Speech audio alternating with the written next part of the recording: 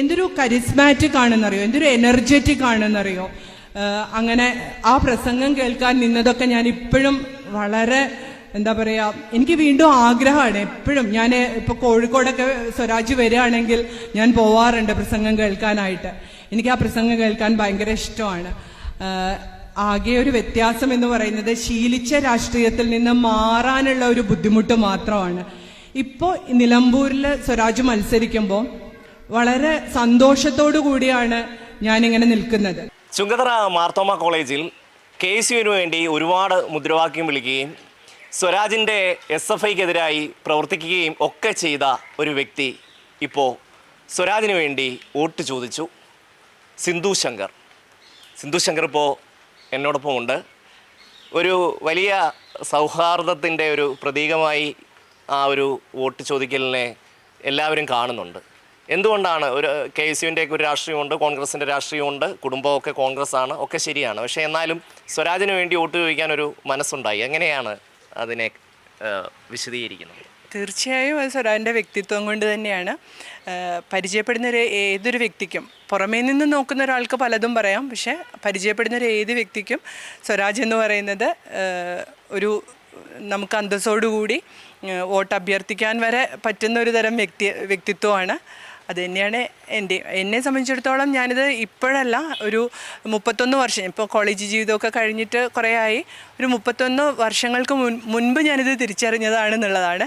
അതായത് അന്നേ അറിയായിരുന്നു ഇങ്ങനൊരു അവസരം വേണ്ടി വരുമെന്നുള്ളത്. ഞാനിങ്ങനെ എൻ്റെ കൂട്ടുകാരുടെ അടുത്തൊക്കെ പറയാറുണ്ടായിരുന്നു, ഒരു പക്ഷേ ഇത് നമ്മളൊന്നും പിടിച്ചാൽ കിട്ടാത്തിടത്തെത്തും, പിന്നെ കേരള രാഷ്ട്രീയം തന്നെ മാറ്റിമറിക്കാൻ പോകുന്ന ഒരു, അങ്ങനെ എത്തിയില്ലെങ്കിലായിരുന്നു ഞങ്ങൾക്കൊക്കെ അത്ഭുതം ഉണ്ടാവാൻ പോകുന്നത്. ഇത് ഞങ്ങൾക്കൊരു അത്ഭുതമുള്ള കാര്യമല്ല, ഞങ്ങളെന്ന് തന്നെ പറയാം. ഞാൻ എന്നല്ല, എൻ്റെ ബാച്ചിലുള്ള ഒരുപാട് പേര് പരസ്പരം പങ്കുവെച്ചൊരു കാര്യം തന്നെയാണ്. നമുക്ക് സ്വരാജിൻ്റെ ഇപ്പോഴത്തെ ഒരു രാഷ്ട്രീയവും അദ്ദേഹത്തിൻ്റെ പ്രസംഗവും അദ്ദേഹത്തിൻ്റെ പുസ്തക വായനയും എല്ലാം നമുക്കറിയാം. ആ കോളേജ് കാലത്തെ സ്വരാജ് എങ്ങനെയായിരുന്നു എന്നറിയാൻ നമുക്കൊരു കൗതുകമുണ്ട്.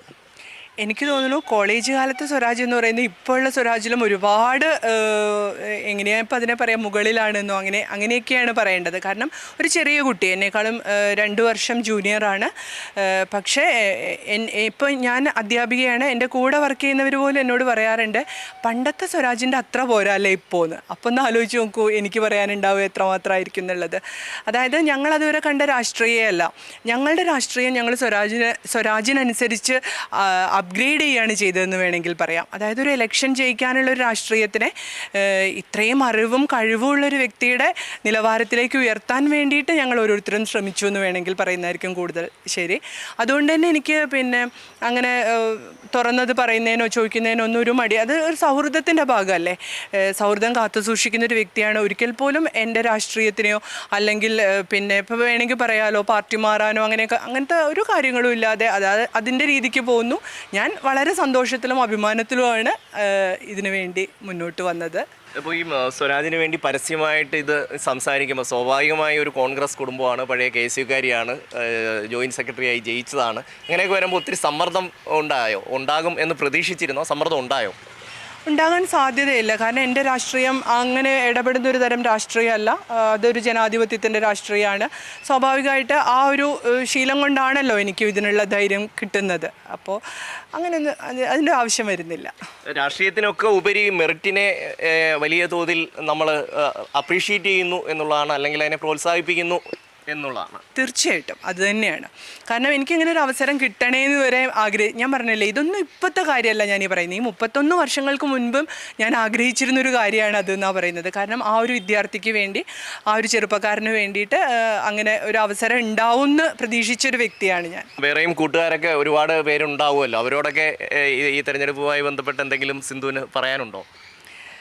ഇല്ല, സ്വരാജിനെ സംബന്ധിച്ചിടത്തോളം ഒരാൾക്കും സ്വരാജിനെ ഞങ്ങൾ പിന്നെ സുഹൃത്ത് ബന്ധത്തിലൊന്നും അങ്ങനെ പരിചയപ്പെടുത്തേണ്ട ആവശ്യമില്ല. എല്ലാവർക്കും ഓരോരോ, എനിക്കിതാണെങ്കിൽ വേറൊരാൾക്ക് വേറൊരു രീതിയിലായിരിക്കാം. അങ്ങനെ ഒരു പരിചയപ്പെടുന്ന എല്ലാവരിലും അങ്ങനെ ഒരു പോസിറ്റിവിറ്റി നിറയ്ക്കുന്ന ഒരു വ്യക്തിയാണ്. അതുകൊണ്ട് അവരോടൊന്നും എനിക്കങ്ങനെ പ്രത്യേകിച്ച് പറയാനൊന്നുമില്ല. വിജയിക്കട്ടെ എന്നുള്ള ഒരു ആഗ്രഹം മാത്രം.